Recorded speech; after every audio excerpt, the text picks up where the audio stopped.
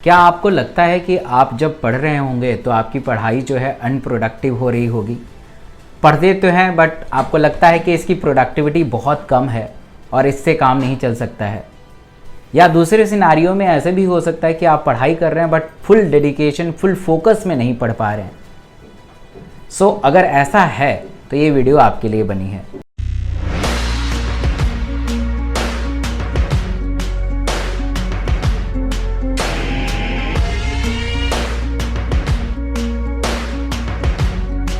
So hello everyone, this is Dr. S.K. Singh. I have done my MBBS from Maulana Azad Medical College. आज इस video में बात करेंगे कि अगर आपकी पढ़ाई अनप्रोडक्टिव है तो इसको प्रोडक्टिव में कैसे कन्वर्ट करें। सबसे पहले हमें ये समझना चाहिए कि अनप्रोडक्टिव क्यों है।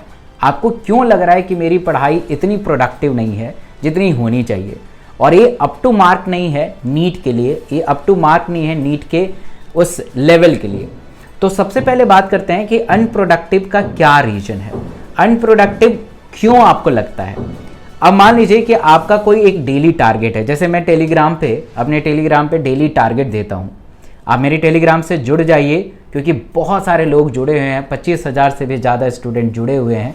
तो इस वीडियो के डिस्क्रिप्शन बॉक्स में आपको टेलीग्राम का लिंक मिल जाएगा, आप ज़रूर जुड़िए। अगर आपने डेली टारगेट किया या खुद से बनाया हुआ टारगेट है और उस टारगेट को कंप्लीट नहीं किया तो आपको लग जाएगा कि मैं एक प्रोडक्टिव वे से पढ़ाई नहीं कर पा रहा हूँ। पहला रीज़न ये है, यानी आपने उस टारगेट को कंप्लीट नहीं किया।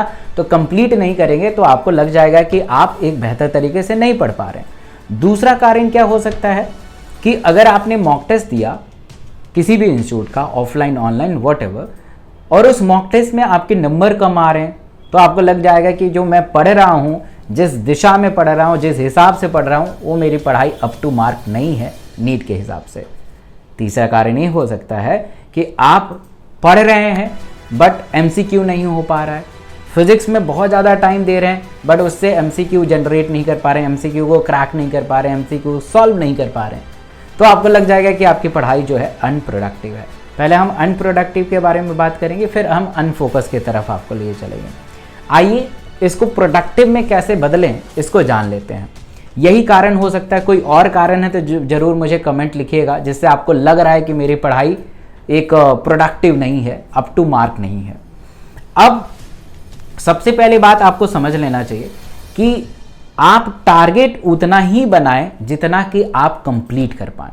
अगर मैं आपसे कहूं कि आपको 10 किलोमीटर आज दौड़ के दिखाना है और वो भी आधा घंटे के अंदर, तो ये वही लोग कर पाएंगे जो पहले से बहुत एक्सपर्ट हैं, पहले से बहुत सारे मैराथन जीत चुके हैं और रोज़ाना दौड़ते हैं, वही दौड़ पाएंगे, नहीं तो मैक्सिमम लोग नहीं दौड़ पाएंगे।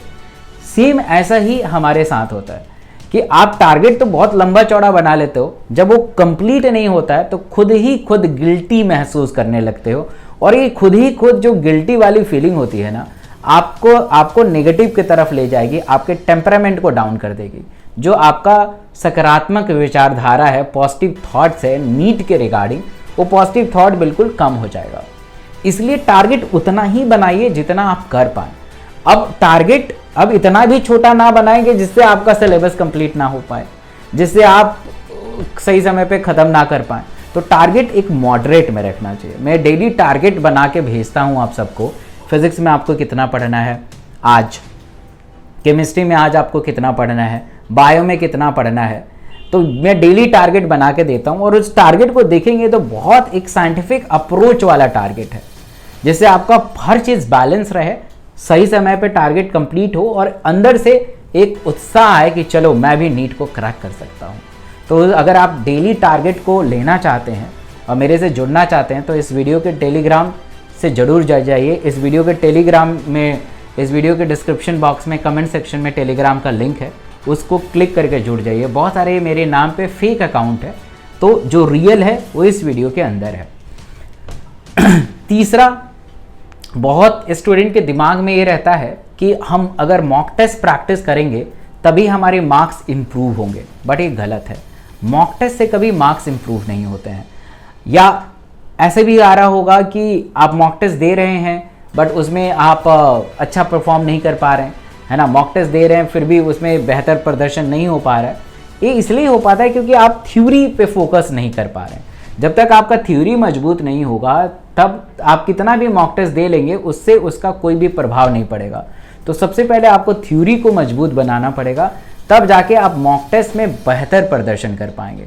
बहुत सारे बच्चे मान लेते हैं कि खाली एमसीक्यू प्रैक्टिस करने से ही सफलता मिल जाती है, ऐसा नहीं है। मैंने बहुत सारे इंटरव्यू लिए हैं जो नीट में टॉपर्स के इंटरव्यू लिए हैं, उनमें बहुत कॉमन बात यही थी कि वो हर एक चीज़ को बैलेंस करके चलते हैं, मतलब अपना थ्योरी भी बैलेंस और एमसीक्यू भी बैलेंस। तो आपको भी बैलेंस करके चलना पड़ेगा, तब जाके आप कुछ कर पाएंगे। तो पहले थ्योरी पढ़िए, फिर उसका एमसीक्यू करिए और ट्राई करिए कि जब भी आप मॉक टेस्ट देने जा रहे हैं, मान लीजिए कि आपका 2 दिन बाद मॉक टेस्ट है, तो ट्राई करिए कि एटलीस्ट एक पूरा सब्जेक्ट खत्म हो जाए। जी हाँ, चैप्टर की बात नहीं कर रहे हैं, पूरा यूनिट की बात नहीं कर रहे हैं, पूरा सब्जेक्ट की बात कर रहे हैं। ट्राई करिए कि पूरा केमिस्ट्री खत्म करके उस मॉक टेस्ट को दिया जाए। अगले मॉक टेस्ट अगर 4-5 दिन बाद है तो ट्राई करिए कि बायो को ख़त्म करके मॉक टेस्ट दिया जाए। फिर उसके बाद 4-5 दिन है तो ट्राई करिए फिजिक्स को ख़त्म करके मॉक टेस्ट दिया जाए। आप कहेंगे कि अरे बोलना आसान है बट करना मुश्किल है। बेटा हमने भी किया है एंड 52 रैंक है एमएमसी। तो जब तक आप उस नीट के लेवल को टच नहीं करेंगे ना, जो नीट का लेवल है उसको टच नहीं करेंगे तो आपका सिलेक्शन नहीं होने वाला है। तो लेवल को टच करने के लिए मल्टीपल टाइम पूरे सब्जेक्ट को रिवाइज करना बहुत ज़रूरी है। और ऐसे ही टारगेट बनाइए, थोड़ा स्पीड को पकड़िए, रिवीजन करने का स्पीड बढ़ाइए। मॉक टेस्ट को मान लीजिए कि मेरा वो नीट का एग्ज़ाम है और उसको बहुत अच्छा करना है, हम बहुत कैजुअल ले लेते हैं मॉक टेस्ट को, ऐसा नहीं लेना है। तो इन सब चीज़ों को अगर आप सम्मिलित रूप से अपनाएंगे तब जाके आपकी प्रोडक्टिविटी बढ़ेगी। अब आपको लगेगा कि इस वीडियो को देख के मेरी प्रोडक्टिविटी बढ़ जाएगी, तो ऐसा नहीं है, क्योंकि पढ़ाई जो है एक ग्रेजुअल प्रोसेस है। धीरे धीरे उसमें आपको प्रोडक्टिविटी देखने को मिलेगा। जैसे आप जिम ज्वाइन करते हैं तो आपको लगता है कि 15 दिन में हम फैट को बर्न कर देंगे, 15 दिन में पतले हो जाएंगे, जो कि इम्पॉसिबल है, नहीं होता है। तो आपको लगातार जिम में मेहनत करना पड़ेगा, 6 महीना 1 साल, तब जाके आप पतले होंगे। ठीक उसी प्रकार आपको पढ़ाई में लगातार धीरे धीरे अप्रोच करना पड़ेगा। 1-2 दिन में नहीं होगा, कम से कम 15 दिन एटलीस्ट इस पूरे बताए हुए रास्ते को अनुसरण करिए, तब जाके आप देखेंगे कि आपके अंदर थोड़े थोड़े बदलाव होने शुरू हो जाएंगे। अब हम बात करते हैं अनफोकस की तरफ। आप पढ़ते हैं बट फोकस नहीं बन पाता है।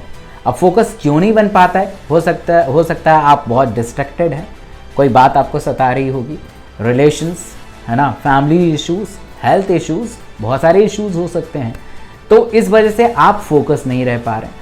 आपका एटमॉस्फेयर कैसा है, आप पढ़ कहाँ रहे हैं, घर पे पढ़ रहे हैं, लाइब्रेरी में पढ़ रहे हैं, कहाँ पढ़ रहे हैं, वो भी बहुत एक फोकस के लिए बहुत सहायक होता है। आप ऐसे जगह का चुनाव करें जहाँ पे डिस्ट्रक्शंस कम हो, लोगों के आवागमन कम हो। आप घर पे भी पढ़ सकते हैं। आप अपने पेरेंट्स को बोलिए 90 दिन मेरे घर पे कोई रिलेटिव ना आए, 90 दिन मेरे से कोई मिलने ना आए।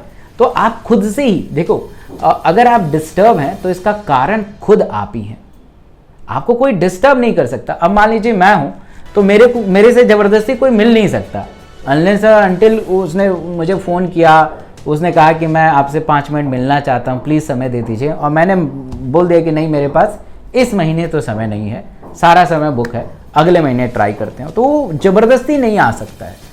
सेम आपके साथ भी यही है, ज़बरदस्ती आपसे कोई दोस्त मिलने नहीं आ सकता है, ज़बरदस्ती आपके रिलेटिव नहीं आ सकते हैं, आप खुद ही डिस्टर्ब होना चाहते हैं। तो इस पर थोड़ा सा लगाम लगाइए। 90 दिन ये डिसाइड करेगा कि आपका 90 साल कैसे होने वाला है। तो इसको पूरा अच्छे से देखिए। रिलेशनशिप को कहिए कि भाई 90 दिन के बाद, रिलेटिव को करिए 90 दिन के बाद, एवरीथिंग को टालिए, हर चीज़ को टाल दीजिए, ताकि आपकी प्रोडक्टिविटी बढ़े, आपका फोकस बढ़े और आप नीट को क्रैक कर पाएँ। तो आई होप कि आपने एंजॉय किया होगा इस सेशन को और सारी बातों को अनुसरण करेंगे आप मुझे कमेंट करके बताइए कि आपको इस समय क्या दिक्कत हो रही है पढ़ने में, आपको क्या महसूस हो रहा है, ज़रूर कमेंट करके बताइएगा। और वीडियो अच्छी लगी तो एक लाइक तो बनता ही बनता है। इस चैनल पे नए हैं तो इस चैनल को ज़रूर सब्सक्राइब करिएगा, रेड कलर का बटन है उसे दबाइए, बेल आइकन में ऑल सेलेक्ट कर लीजिए, ताकि आपको ये सारे बेहतर गाइडेंस डॉक्टर के थ्रू गाइडेंस मिल सके। Thank you so much.